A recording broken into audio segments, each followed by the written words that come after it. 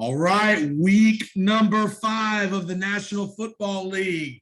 You are here for the No Quarter Given podcast, where we take a look at the Buccaneers' weekly opponent.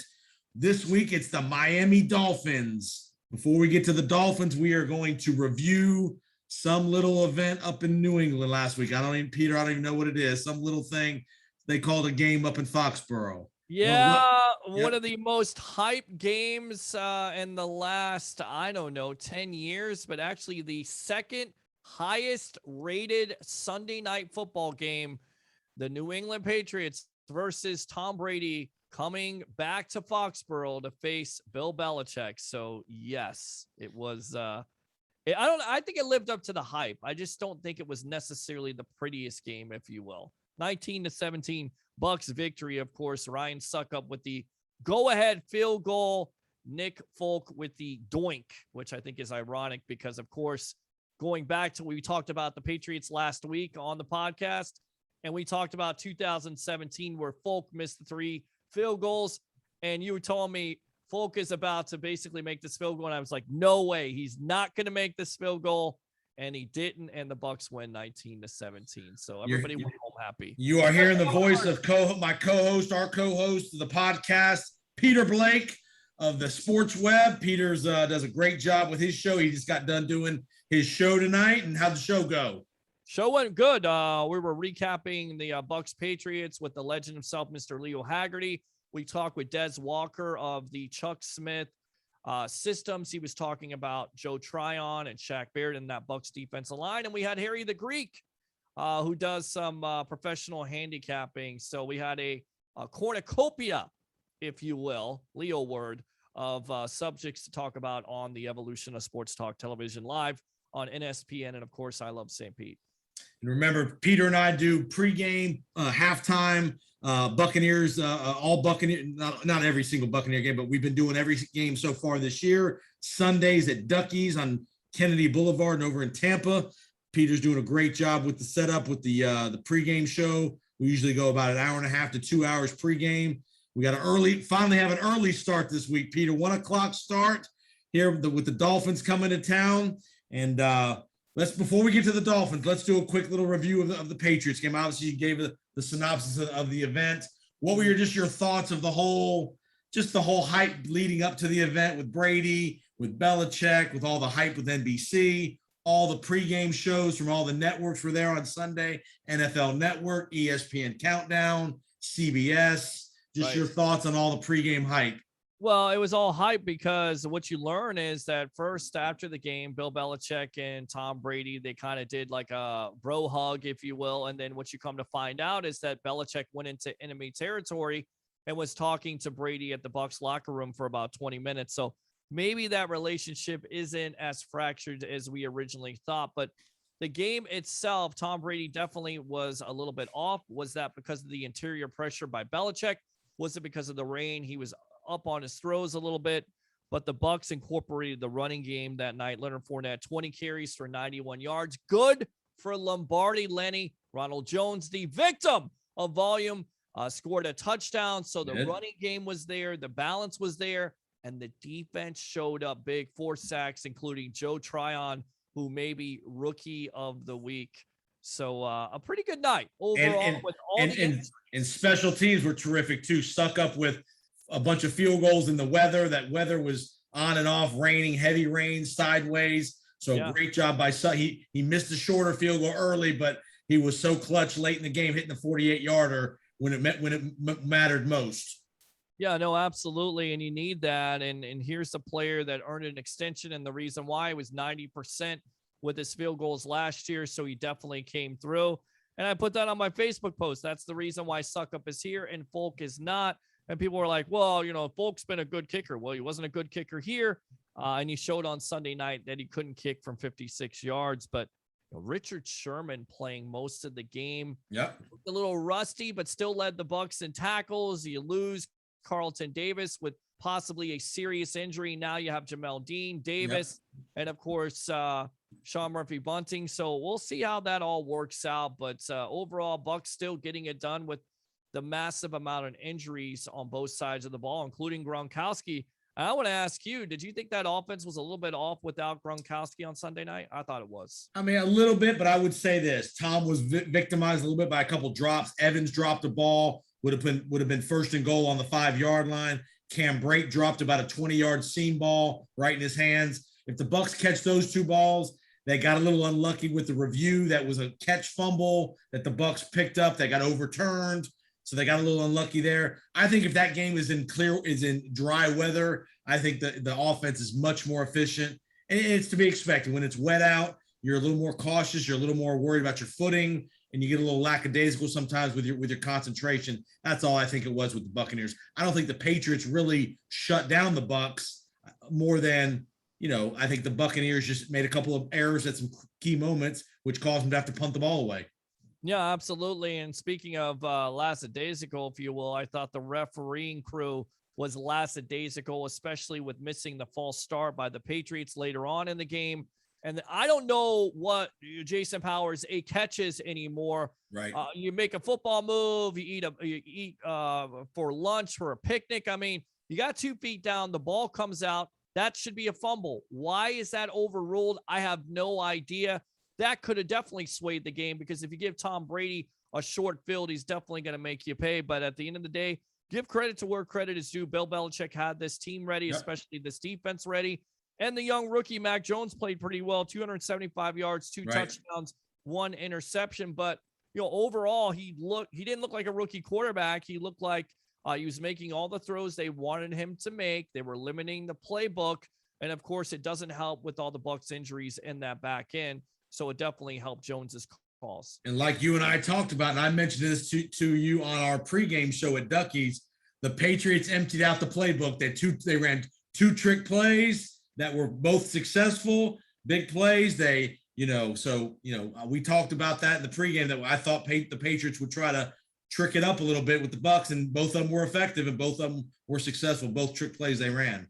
Yeah, Jacoby Myers was definitely dangerous. He can throw a ball and also can catch them, 8 for 70 yards. So they had some problems there. You were sweating a little bit, but once again, you have Tom Brady at the controls. He's at Foxborough.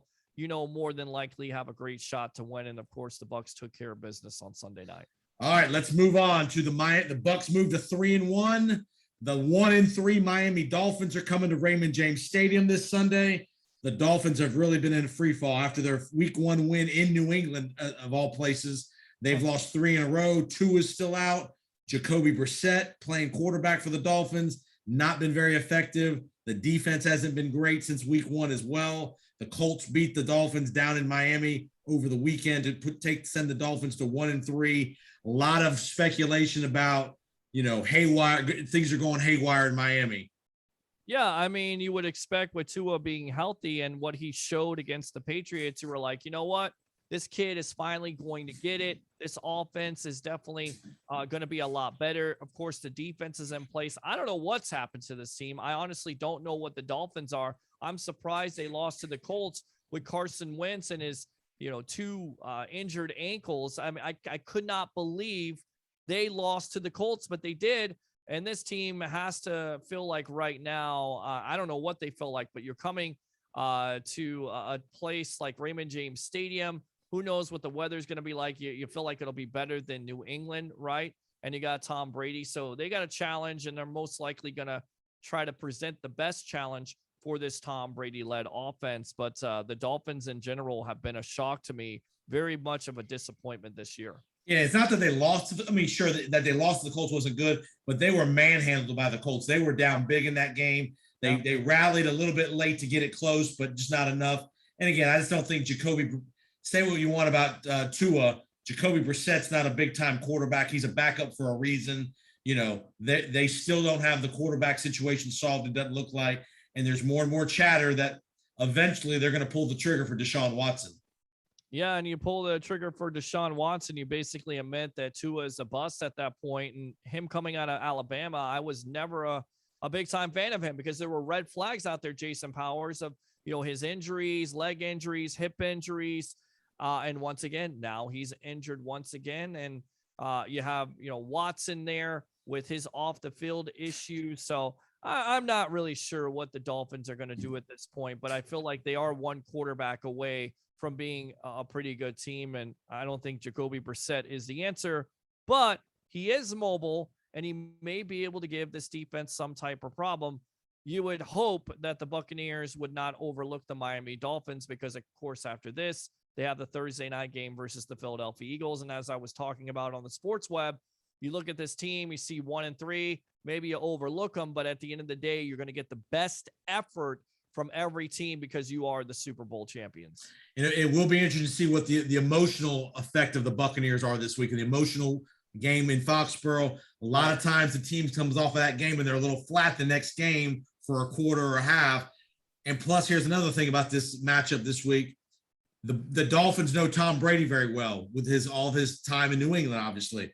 They've had some success against Tom Brady. That defense, Brian Flores, former Patriot coach, knows Brady, tendencies, things like that. So, and the Dolphins have had some success against Tom Brady. Yeah, and they had a slow start versus the Patriots. They were down at halftime 7-6. It's not a big deal, but you can't get off to a slow start and let a team hang around, because if you do, then bad stuff can happen. So hopefully the Bucs are buttoned up and ready to go versus the 1-3 Miami Dolphins. Still surprising to say that. Yeah, the Bucs come in as like a 10-point favorite, so a heavy favorite coming into Sunday. All right, let's go back in the past. Let's go relive some past Miami Dolphins Buccaneer matchups. The Bucs lead the all-time series 6-5 in the regular season. They've won 5 out of the last 6 meetings. They've played a ton of games in the preseason, which we're not going to talk about preseason games, but with the natural geographic region, with them being an AFC team, it's a natural thing for us to play the Dolphins pretty regularly. I think we've played them like 30 times, over 30 times in the preseason, which over the course of the Buccaneers' existence, that's virtually at least every other year at minimum, and many times every year that they played in the preseason.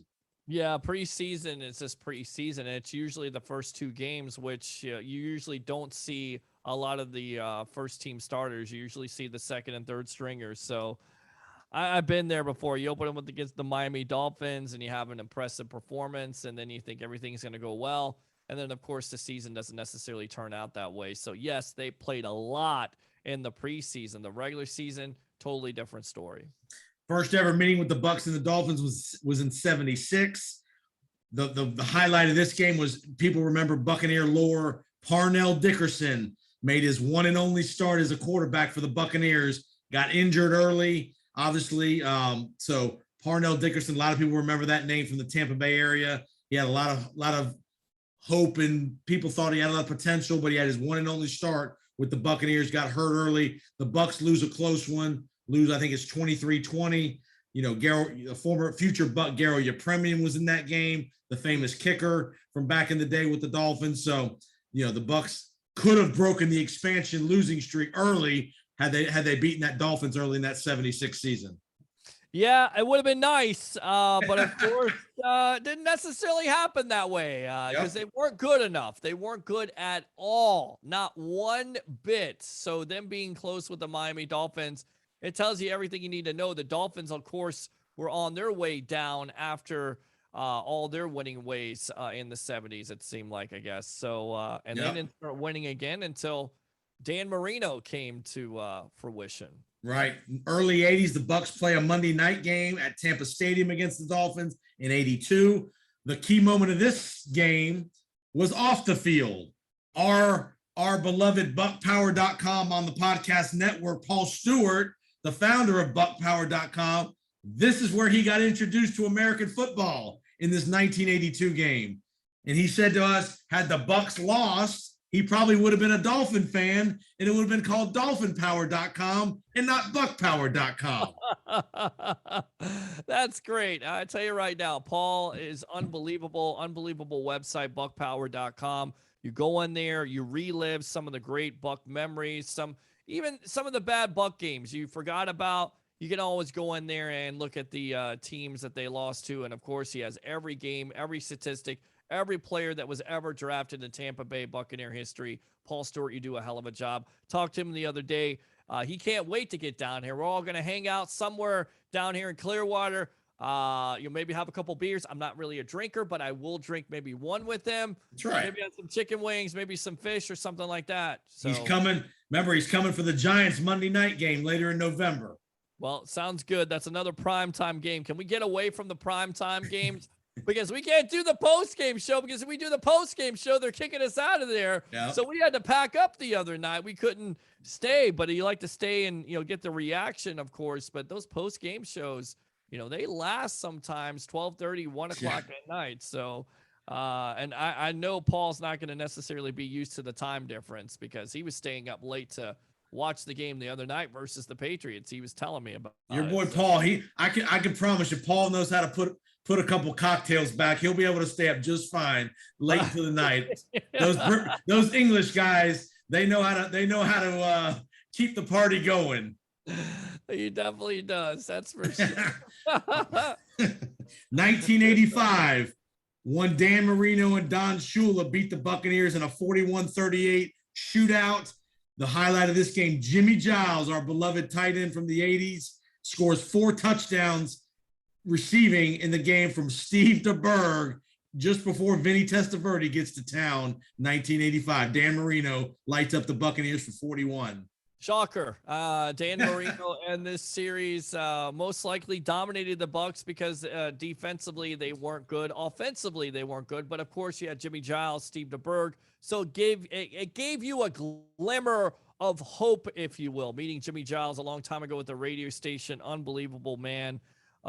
Good for him going into the Bucs Ring of Honor. And he put up some big time numbers, especially, of course, with Doug Williams. And now you talk about Steve DeBerg. So highly productive tight end in Tampa Bay Buccaneer history. And he still lives in the Tampa Bay area. He's very involved in the high school football scene in Tampa. I've seen him at many high school football games over at Tampa Catholic High School. He's been in this community for 40 years probably, if not longer than that. So Jimmy's been here most of his life. So especially after his playing career. So 1991, the Bucs lose in the Orange Bowl 33-14. Again, a highlight off the field. A guy you and I both probably know, and lots of our fans will remember, of British descent. It was the day Freddie Mercury, lead singer of Queen, passed away that day in 1991 as the Bucs go down in the Orange Bowl. Yeah, that's definitely a tough day. That's for sure. Because great lead singer of Queen, some great songs. We Will Rock You. Yeah, We Are Champions. I mean, classic Bohemian Rhapsody. I mean, if you think of Wayne's World, you think of Bohemian Rhapsody before you think of Wayne's World, honestly. And you look at the impact of that song, and that band did it. It was 25 years later, it was still on the charts when it came out. So just amazing music and amazing art. And Freddie Mercury, what a showman. Yeah, absolutely. 1997. The 1997 game's a game that Paul on his podcast, the Buck Power podcast, he is highlighting that game this week, talking all things 1997 game. And we're gonna take a break here 1 second, Peter. We're gonna go to my interview with TJ Reeves and Dave Moore. We're gonna tell some stories about the 1997 game, but definitely in addition to this podcast, go find the Buck Power podcast where Paul Stewart relives the entire 1997 game in depth. And we'll be right. Hang on right here, Peter. We're going to go to TJ and my interview with TJ Reeves about the 1997 game.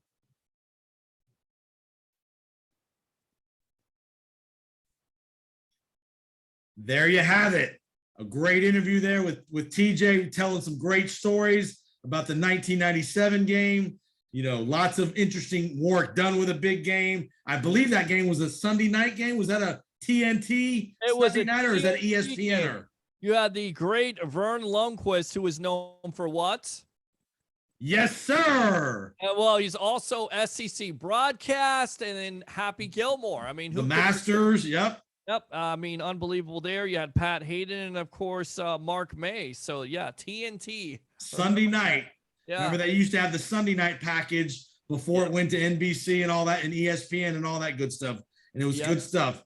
A classic Florida battle. The Dolphins coming here at Tampa, I think they're still at Raymond James Stadium. They were still in Raymond. They had just gotten into Raymond James. No. It was Houlihan Stadium. It was my bad. well, Yep, my that's bad. all right. 1997. That's okay. And it's a memorable year because you have Warrick Dunn, you have Mike Allstott, Rito Anthony has a good year, Trent Dilfer. That's one of my favorite years of all time because they start out 5-0 that year, and they were just, Tony Dungy really got the Bucs going north.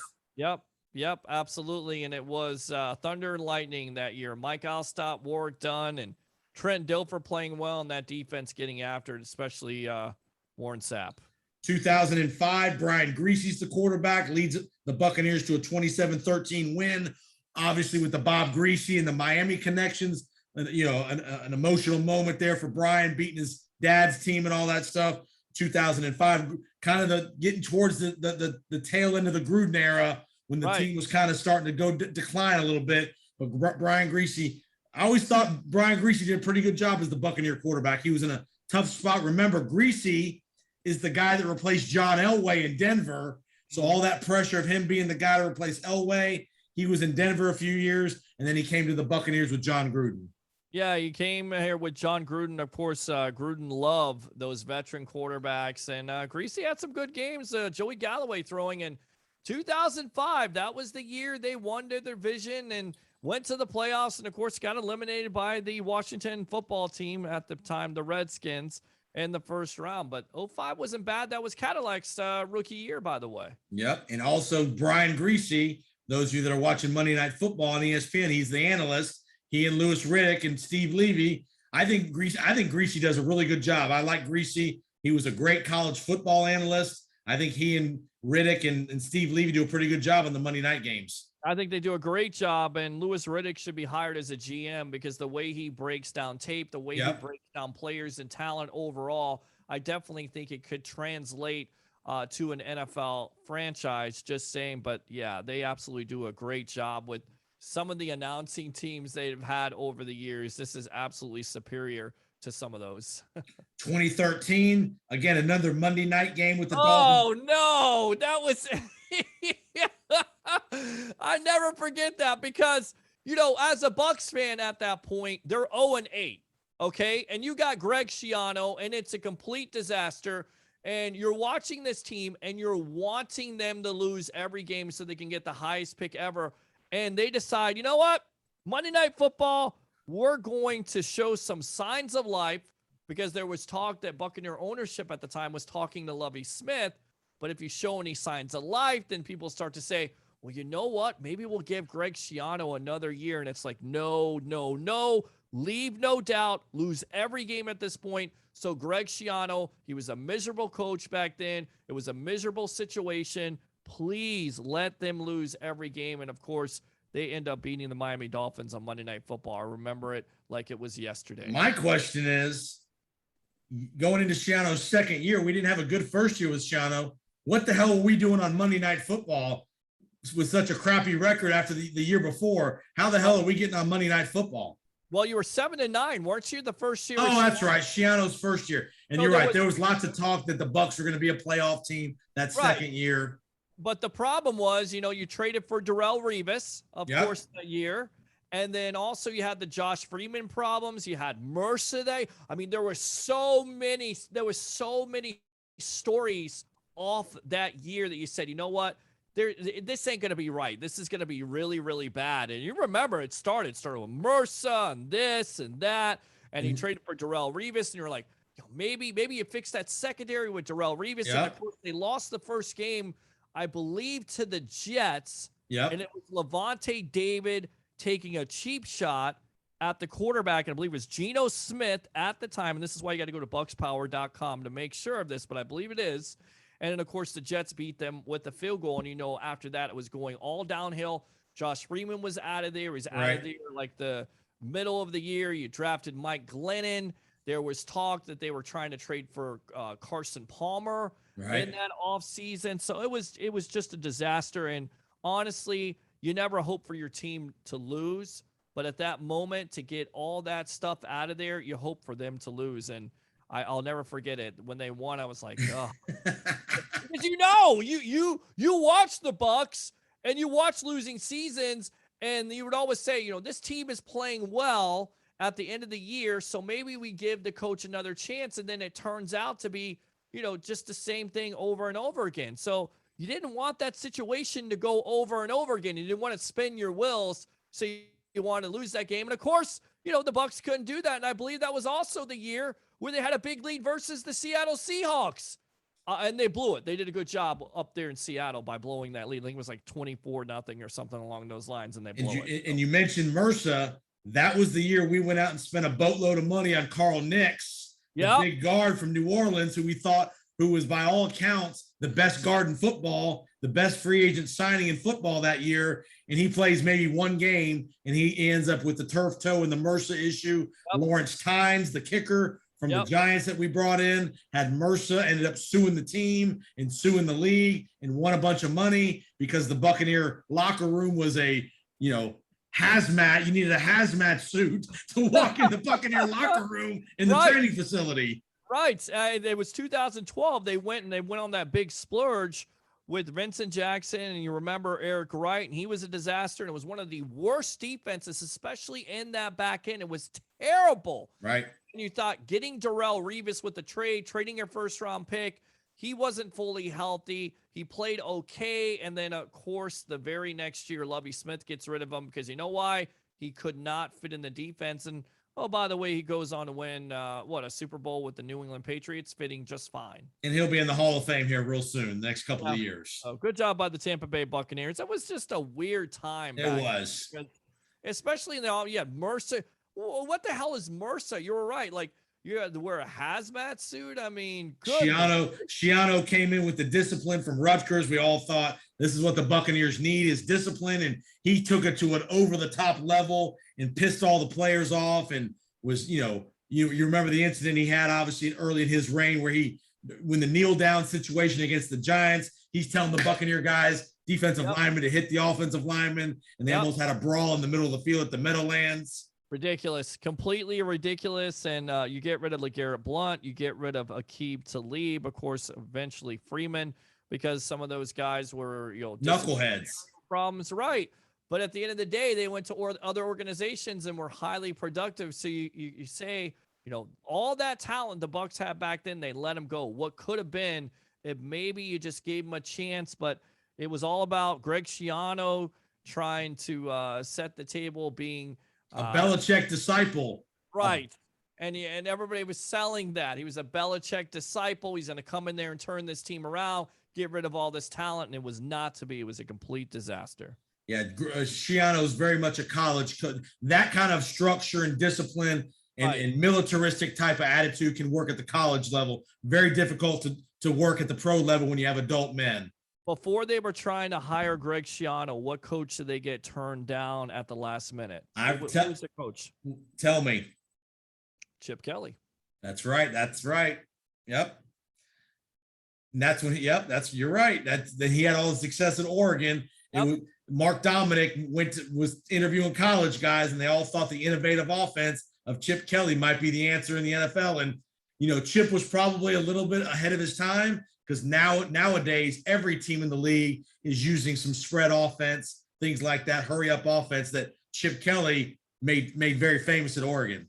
Yeah, no, absolutely. And you were kind of getting excited about it because if Kelly came here, you had some great offensive system, like you said, success in college football, kind of thinking outside of the box. It was kind of a shock that the Bucs were interested in him. Because for so many years offensively, they didn't have a lot of imagination. And now you get a coach that basically is all about it. And then you end up with freaking Greg Schiano. I was like, who the hell? When he got announced, I was like, who the hell is that? And it got announced on the radio station here, 95.3, 620 WDAE at the time was 620. They announced in the morning, who the hell is this guy? And it was, give it a chance. He's from Miami. He's going to bring in all these coaches. They had Butch Davis. And you're like, oh, okay. All right. Maybe, and they got up to, okay start the first year. And then it just went downhill slowly. It was terrible. Yeah. Last meeting with the Dolphins was in 2017. The Bucs win 30-20 in Miami. The Dirk Cutter era. Jameis was here. They played well that day, won 30-20. And again, let's get to the 2021 matchup Sunday afternoon, 1:00. Is there any chance you see that the Buccaneers slip up, falter, have a lackadaisical start? Or do you think? I think with the New England situation behind them, I think the Buccaneers are going to play a little more freer, and I think you're going to see the Bucs go this way, ascend the next 4 or 5 weeks with all the just the freedom of not having to worry about this New England game any longer. Yeah, I mean, the Dolphins don't have a lot of weapons, if you will. Miles Gaskin maybe at the running back situation that would probably give you. But running game, it's non-existent. I mean, you saw what they did against New England, holding them to -1 yard. So you're not worried about the running game. What you're worried about is Jacoby Brissett. Do they have anybody, Jason Powers, that really scares you on the outside? Not really. I mean, Mike Gesicki at tight end, he may cause some problems with, the linebacking crew having problems with coverage. Besides that, no, I think the Bucs should blow out this game. But every time we say that, Power Man, they continue to keep teams in there. So who the hell knows, with all the injuries, you would think at Raymond James Stadium, you need to put up at least 30 or 40 points on them and, make this fan base happy, because obviously they think the Bucs should blow out every team, every game. And that's just not the National Football League. But you would think, look, they're a prideful bunch. You have Brian Flores, who worked with Tom Brady before, defensive guy there with Bill Belichick. You know that they're going to give the best effort, but at the end of the day, it comes down to talent. And I feel like the Tampa Bay Buccaneers have a lot more talent than the Miami Dolphins. So I would expect them to win this game once again in a blowout, but who knows? I'm with you. I think it'll be 10 to 14 points of, 34-20, 34-21 kind of game. Yeah. I think the Dolphins may score late to make it 34-21, but Bucs should win comfortably.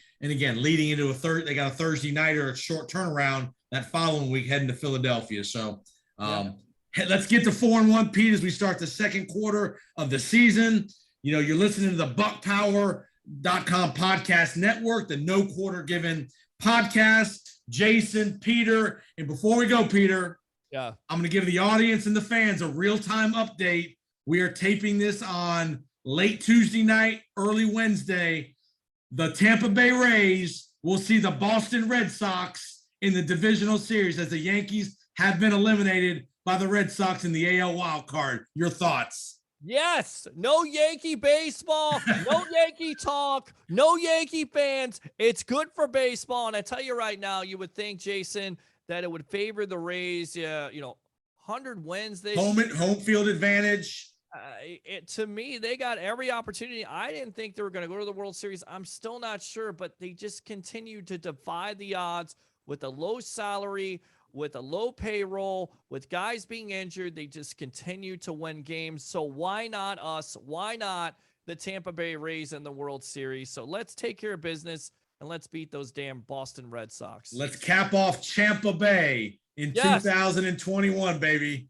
Yes, and if you win a World Series, then maybe Tampa or St. Pete come together and try to get a new stadium, so we never have to talk about the stupid stadium situation again with Stu Sternberg. How about that? I got you. And I'm gonna plug my podcast, the Powers on Sports podcast. This week's episode, I have Steve Carney, the creator of St. Pete 9. He's a Rays insider, and that's what we talk about as part of our podcast. Are the Rays going to Montreal? We give you playoff previews. We break down all things Major League Baseball playoffs as we head into the baseball divisional round. Tell everybody where they can find Peter Blake on social media. Absolutely. NSPN, Next Gen Sports Media on Facebook. And of course, on I Love St. Pete on Facebook. It's the Sports Web, the evolution of sports talk television. Do 3 things for me. If you don't know, I'll go ahead and update you. Bring your passion, bring your excitement. Just don't bring any nonsense. I'm your host, Peter Blake, giving you something to think about. And we'll be at Ducky's this Sunday. Remember, if you're in the Tampa Bay area, come out to Ducky's. They have all the NFL games. We'll be there doing pregame, halftime, postgame, all things Buck Dolphins. We give you live updates, fantasy updates, all things NFL at the pregame show at Ducky's. It's part of NSPN. Peter's the host. I'm just along for the ride, try to offer some nuggets. You're great. And we go back and forth, my friend. You're not sitting there just nodding your head, agreeing with me, which I respect so totally. And when we got with our mutual friend TJ Reeves. He was like, you know what? You guys will fit good together. And we do, man. We got great chemistry together. It's so much fun, Jason Powers, to do that pre and half game, especially when the games are going on, because you're like tapping me. You're like, I got an update. I'm like, all right, let's go. Let's talk about it. It's so much fun, and so many things are going on. And we won't have that this week because we have an early game. So we'll just be talking about the NFL storylines, what happens with Urban Meyer and the Jacksonville Jaguars? Is there a possibility that they fire the guy for morale reasons of his contract? We'll see.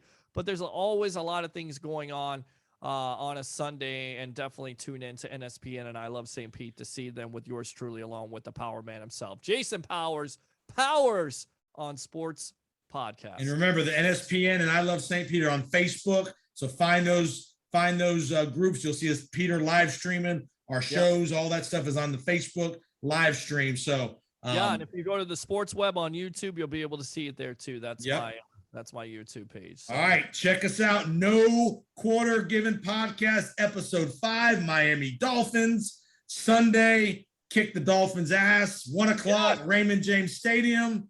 Let's get to 4-1, Peter.